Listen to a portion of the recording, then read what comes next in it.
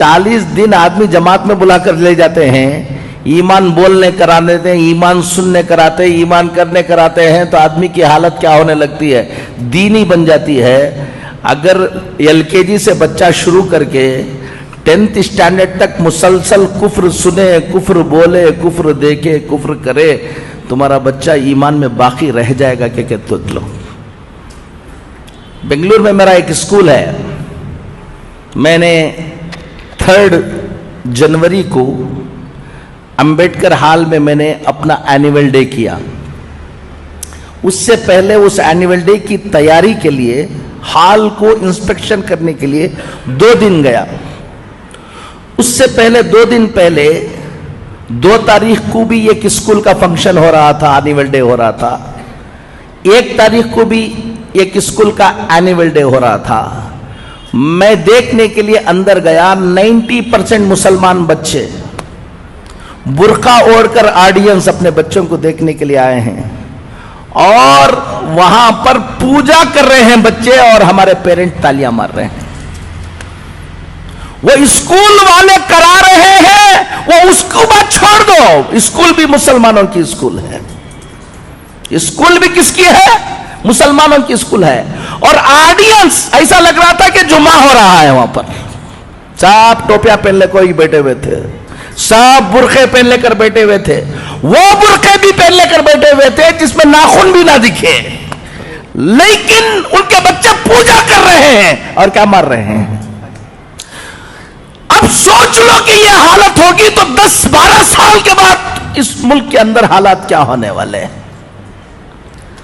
हम कह रहे हैं कि व्हाट्सएप पे डालते हैं, फलां बच्ची क्या कर रही है, रजिस्टर मैरिज हो जा रही, कुछ देखो। ये तो अभी बारिश से पहले की जो रिमझिम झड़ी जिसे बोलते हैं वो है। 12 साल के बाद अभी ये सिलेबस पूरा ये होने के बाद जो तुम्हारे मोहल्लों में, तुम्हारे घरों में होगा, तुम अंदाजा नहीं लगा पाओगे।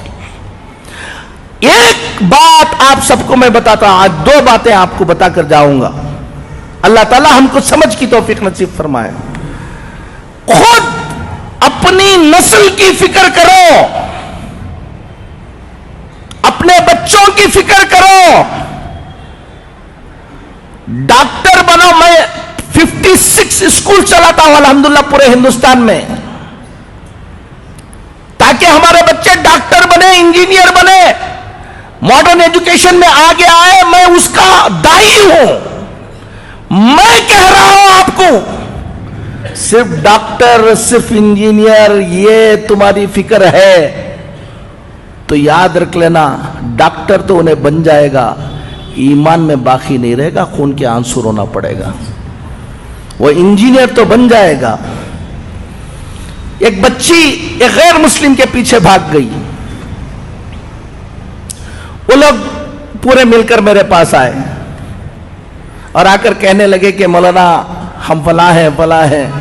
रो रहे थे, दुख से बिलबिला रहे थे। हमारी बच्ची गैर मुस्लिम के साथ शादी कर ले रही है, क्या करना, कोई हल बताइए आप। और मैंने कहा कि कौन सी स्कूल में पढ़ाया है तुमने? तो स्कूल बताया उन्होंने, वो स्कूल जहां कुफ्र ही कुफ्र है। अब वो जोश में आकर उनके बाप ने मुझसे कहा, हजरत मेरा बस चल जाए तो मेरी बच्ची को मैं कत्ल कर दूं। मैंने उससे कहा, तेरा बस चल नहीं रहा इसलिए कत्ल नहीं कर रहे, तेरा बस चला तो तुम उसको कत्ल कर देते हो बोल रहे हो। मैं एक बात बताऊं तुमको, मेरा बस चलता तो तुमको कत्ल कर देता था मैं। वो बच्ची की गलती नहीं है। अगर आज से 10 साल पहले, 12 साल पहले, 15 साल पहले अगर तुमको आकर मैं कहता उस स्कूल में, जिस स्कूल में जा रहे हो उसका जहन ये बनने वाला है, तुम ख्याल करो कि ऐसी स्कूल में दाखिला करो जहां उसका क्या रहे, ईमान बाकी रहे, तो तुम मौलाना को कहते कि मौलाना आप बैकवर्ड हैं। तुम बहुत फॉरवर्ड बन रहे थे ना, ले लो। आपको बता रहा हूं, दीनदार घरों के बच्चे ईमान में बाकी रहना। अलीगढ़ गया था मैं, حضرت مولانا حکیم کلیم الدین صاحب دامت برکاتہم اللہ ان کی عمر کو دراز فرمائے، وہاں گیا، وہاں بیٹھا ہوا تھا، ایک صاحب آئے بڑے دیندار، کہا کہ حضرت آپ کو یہاں سے جانے کے وقت ایک آدھا گھنٹے کے لیے ہمارے گھر آنا ہے۔ کہا کیا بات ہے؟ ایک لڑکی غیر مسلم ہو گئی ہے، بہت دن وہ جا کے دوسرے سے کیا ہو گئی ہے، شادی ہو گئی، بہت دنوں کے بعد سمجھانے کے بعد 2 سال کے بعد اس کو بلا کے لے کر آئے، آپ کی زبان سے کچھ بول دیں گے تو انشاءاللہ۔ ہمارے گھر میں ہمیشہ اجتماع ہوتا ہے، سب ہوتا ہے، اس بچی کو بلا کے لے آئے۔ میں سمجھا ہمیشہ گھر میں اجتماع ہوتا ہے، سب ہوتا ہے، تو کسی اور کی بچی ہوگی، بلا کے لے آئے ہوں گے۔ اب میں گیا، بچی سامنے بیٹھی ہوئی تھی اور بات کرنے کے لیے کہا، میں نے کہا کہ تم چھوڑ دو، میں بات کر لوں گا اس کو۔ اب اندر جانے کے بعد کہا کہ یہ کس کی بچی ہے؟ کہا کہ کسی اور کی بچی نہیں مولانا، یہ ہماری بچی ہے۔ ہر ہفتہ کیا ہوتا ہے؟ اجتماع ہوتا ہے، دیندار ہیں، سب کچھ ہیں، ان کی بچی نہیں۔ میں نے کہا کہ بیٹا تم کہاں پڑھے؟ کہا گرکل میں پڑھے حضرت ہم۔ میں نے کہا کہ علی گڑھ میں تم کو اور کوئی اسکول نہیں ملی؟ گرکل میں پڑھایا۔ کتنے بچے تھے؟ پورا گرکل کفر سکھاتا ہے، اسی کام کے لیے بنایا گیا ہے۔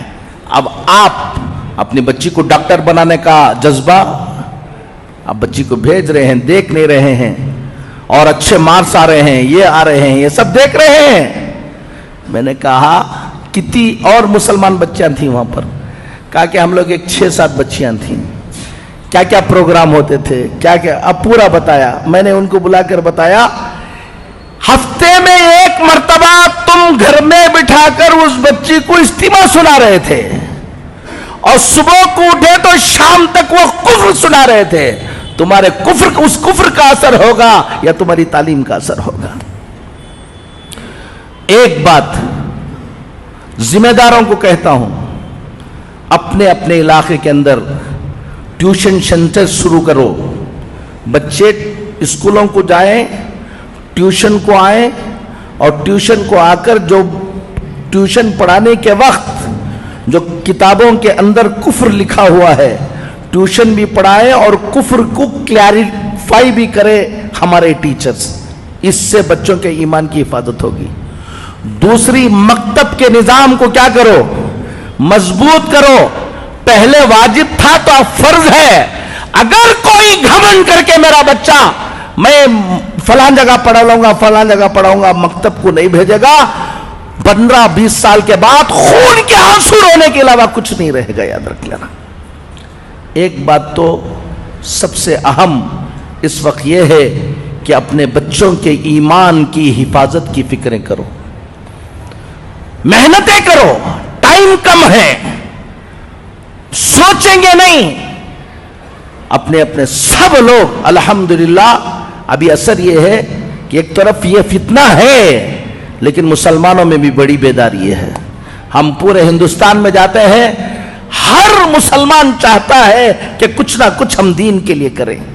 خاموشی کے ساتھ کام کرنے والوں کی ایک بڑی تعداد ابھی پیدا ہو گئی، جو کیا کر رہے ہیں؟ کام کر رہے ہیں۔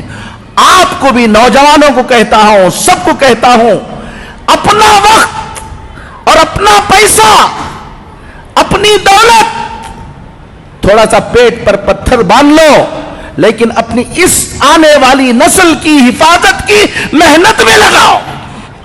ہمارے بچے جو بڑے بچے ہیں، نوجوان بچے ہیں، کالجوں میں پڑھ رہے ہیں، یہ کر رہے ہیں، ہر دن 1-2-2.5 گھنٹہ دو شام کا وقت کہ بچوں کو جمع کر کے ٹیوشن تم چلاؤ، چلا کر ان کو اچھا پڑھاؤ اور کفر شرک کی پہچان ان کو بناؤ۔ اگر تم 1-2 گھنٹے اپنے ان ملت کی حفاظت کے لیے نہیں دے سکتے تو کہیں چائے پی لے کر قوم کی حالت پر گفتگو کرنے کا تم کو کوئی حق نہیں ہے۔ تیار بیٹھو تباہی و بربادی کے لیے۔